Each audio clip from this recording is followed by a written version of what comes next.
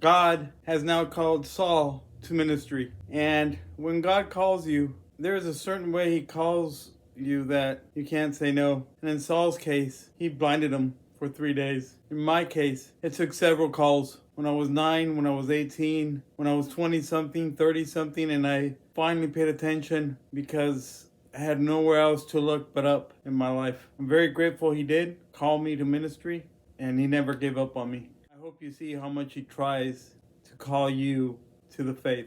Acts chapter 9, verse 10. And there was a certain disciple at Damascus named Ananias, and to him said the Lord in a vision, Ananias. And he said, Behold, I am here, Lord. 11. And the Lord said unto him, Arise, and go into the street which is called Straight, and inquire in the house of Judas for one called Saul of Tarsus, for behold, he prayeth. 12. And hath seen in a vision a man named Ananias coming in and putting his hand on him, that he might receive his sight. 13. Then Ananias answered, Lord, I have heard by many of this man how much evil he hath done to thy saints at Jerusalem. 14. And here he hath authority from the chief priest to bind all that call on thy name. 15. But the Lord said unto him,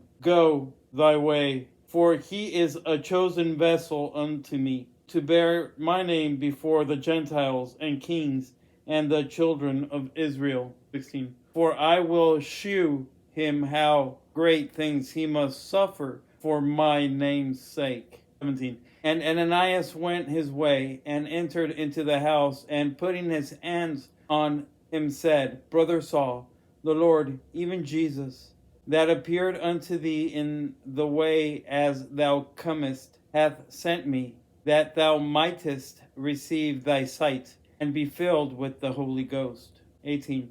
And immediately there fell from his eyes as it had been scales, and he received sight forthwith, and arose, and he was baptized.